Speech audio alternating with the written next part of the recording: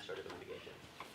So surgery is a hard field in medicine with high rates of errors, and there's a lot of interest in reducing complications and improving surgical performance. And in complex procedures, it's common for surgeons to utilize technology called surgical navigation, which enhances the usage, their procedures by enhancing the access to the medical imaging that they use for navigation. However, surgical navigation is used in an extremely small percent of all procedures. And we're wondering why this is the case. So we became very interested in being able to build kind of next generation surgical navigation tools that would be something that would be used in a commonplace, be commonplace in hospitals and not really be only used in a small percent of procedures. So we started working on the problem, and we realized that the problem was that the backends for these tools were not there yet. And the currently the existing tools that power surgical navigation tools are, designed to be slow and require some customization and some setup which is very slow. So in order to build this tool, we built an API called Zeta, which is essentially a super precise version of ARKit, particularly designed for surgical uses. So it's a sub-millimeter image registration toolkit that we can apply for powering markerless base registration. So the system includes a variety of tools. We have a DLL and a Linux version that we're sending out to several users. This system was designed with the School of Engineering and Applied Science at Harvard, and we also have a couple of users. One of them is a leading telehealth company, which is paying us for the API. And then we're also working with the leading hospital in China called 301 Hospital. And we are currently applying the API to build our own standard navigation toolkit, which allows for real-time registration, doesn't require markers, so it's very fast to deploy.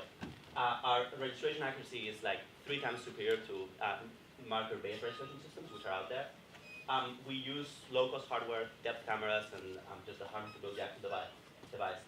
And the FDA approval track for us is a 510K class device, so it's like fairly straightforward approval. This is not very easy to see with like the slide, but this is just like a few examples of the registration applied for a neuro case, just sub-millimeter registration of like this head onto the actual head. This is like for abdominal procedures, so it's also like some ability of applying this for abdominal procedures. We are currently starting to do testing for our beachhead application, which we want to be like a clear win and improving performance and outcomes. So we're working with the Brigham and Women's and MGH to trial our technology in a procedure called external ventricular drain placements, which is an emergency procedure performed by neurosurgeons. With a higher rate, 30% requires several placements. Several relatively high volume, 40K, and right now there's no kind of surgical navigation capabilities in the ER, so there's no competition. We've talked to surgeons in different hospitals, and we realized that it's something they really want, and we are confident that this will be something that will be able to, definitely accelerate the performance of these tasks. So in the market, there's like several other standalone navigation toolkits for surgical navigation. The 2 leading competitors are Medtronic's StealthStation and Brainlab's Colibri. These devices are only used for surgical uses. They're not used in any other room in the hospital, so there's no non-surgical applications for them. They all require marker-based registration, so it's slow and it requires calibration, so it takes like at least 15, 30 more minutes of deployment of the procedure.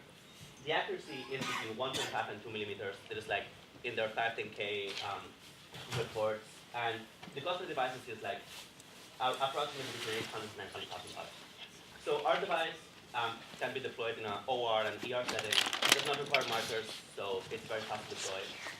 The accuracy, we use complete computer vision-based tools for the registration, so we can achieve an accuracy between 0.25 and 1 millimeter, and this is using a Kinect, so we can definitely use like higher-end depth cameras for that, and even keep putting this down. And the hardware cost for this device for us is approximately $7.5K, and this is using fairly high-end GPU computers on board the device. So our long-term vision is that like every hospital in the US has surgical navigation capabilities, just for outpatient and inpatient procedures. So our goal will be to obtain 510K approval and start pushing it particularly for neurosurgical procedures. So in the US, there's over 5.7K centers that have neurosurgeons on board. So our goal will be to try to get each of these centers to purchase one of our units so they can apply for a variety of procedures. And our eventual goal is to be able to enter particularly 2 cases where there's more of these procedures in trauma centers and operating rooms. So our goal will be that like each hospital has the ability of being able to bring in this tool when there's a complicated procedure and get image scanners to become a commonplace modality in hospitals around the world. As I mentioned, I'm Harvard Class 2018, my co-founder is to, I'm deferring, both of us are deferring grad school, I'm deferring MBA at Sloan, and my co-founder is deferring medical school at Mayo Clinic. We have advisors from several places. Our two advisors, Rajiv Gupta, who leads the Higher Solution Volume CT Lab at MGH, and Novi Hatta, Nobuhiko Hatta, who's the head of the Surgical Planning Lab at Brigham and Women's. And we've been incubated by a bunch of programs like Heart Innovation Labs, Mass Talent, and Mass Science, obviously.